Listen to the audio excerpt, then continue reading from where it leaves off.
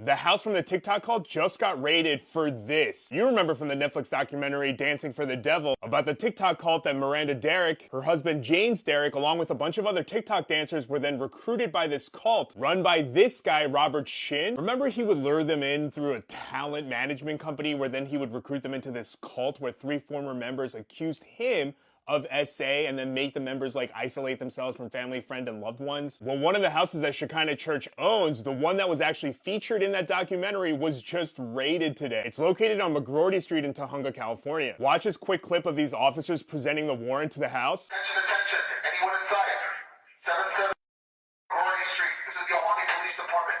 Come to the front door with your hands up. We have a search warrant. Where then afterwards, the police had to ram their gate open. And after searching the house, not only did police take out boxes of what seemed to be evidence, but then they also arrested people that were there as well. And it does not seem like the people that were arrested at the house were the pastor, Robert Shinn. And in addition to the trafficking, the warrant was also issued for mail fraud, tax evasion, and money laundering. So yeah, his arrest probably isn't too far behind.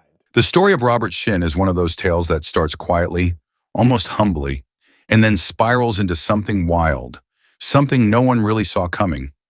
His name didn't ring bells for most people until headlines started popping up, until a church became a production company, until TikTok dancers were caught in a web of allegations, until the FBI knocked down the door.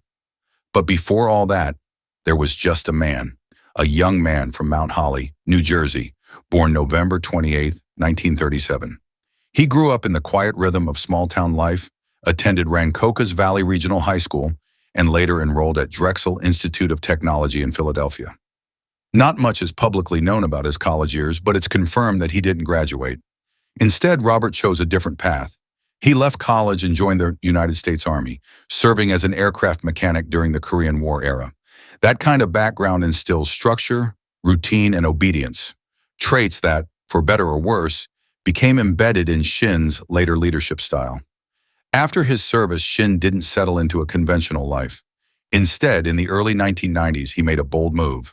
He founded Shekinah Church International in Tujunga, California, a suburb in the foothills of Los Angeles. Before we continue, kindly subscribe to help us keep bringing you more updates. What started as a small Korean-American Christian church, closed to outsiders and highly private, quickly began evolving into something bigger. On the surface, it was a place of worship, centered around themes like spiritual growth, devotion, and prophetic teachings. But for those inside, especially ex-members who later spoke out, it became something else entirely, a system of spiritual control, financial dependence, and psychological entanglement.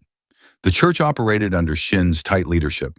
He wasn't just a pastor, he was a spiritual authority figure, someone members were told to honor, obey, and fear disappointing.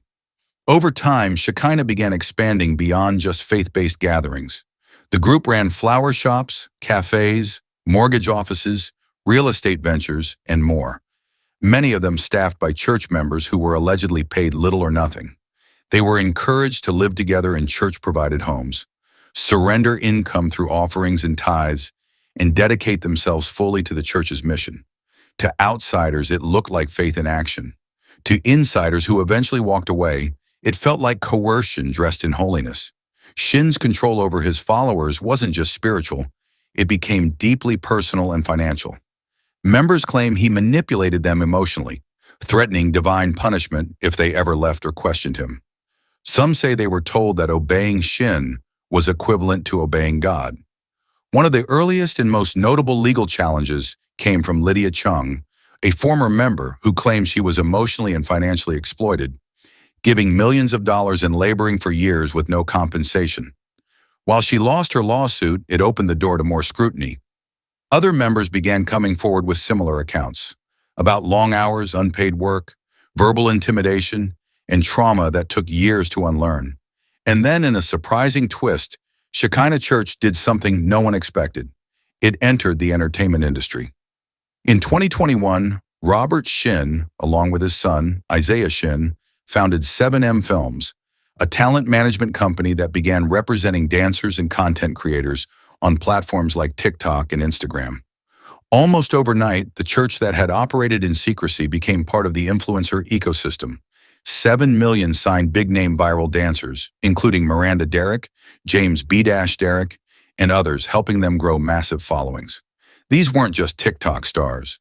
They were public faces of a new wave of youth, style, and spirituality. But as the dancers' fame grew, so did public concern. Families of some dancers began speaking out. Miranda Derrick's family went public, claiming she had been pulled away from them, skipped important family events, and seemed trapped in an environment she couldn't leave. Other ex-members alleged that the dancers were under intense spiritual pressure, told to obey Shinn's teachings, and subjected to financial manipulation. Many of them lived together in homes tied to the church, and their earnings flowed through 7M and church-linked channels.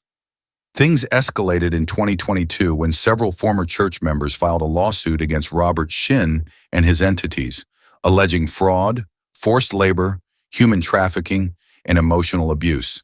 They described being brainwashed, isolated from family, made to work for little to no pay, and spiritually terrorized into submission. The lawsuit sent shockwaves through the faith and influencer communities. But it wasn't until Netflix released its 2024 documentary, Dancing for the Devil, the 7M TikTok cult, that the broader public started paying close attention. The series gave voice to former members who detailed years of control, fear-based theology, and the blending of worship with social media fame. It became clear Shekinah and 7 million were deeply intertwined, and Robert Shinn was at the center of both. Then in July 2025, came the moment that many felt was inevitable.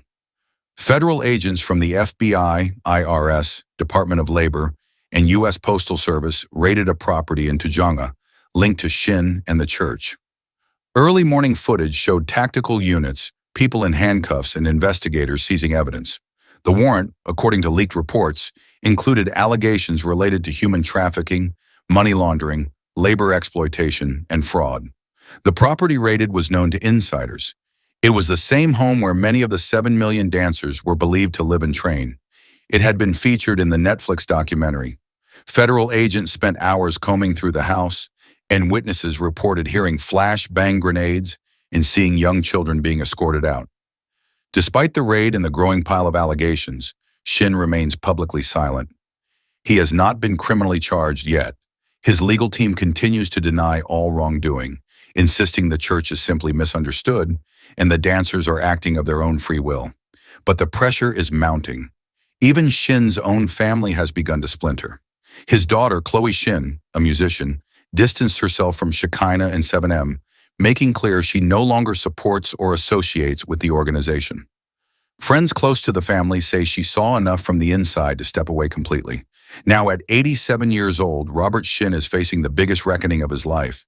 He went from small-town military veteran to pastor, then media mogul, and now possibly a criminal suspect.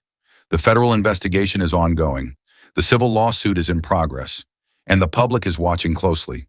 Whether he is remembered as a devoted spiritual leader who lost control of his vision, or as a manipulative figure who built a cult behind a church facade, remains to be seen.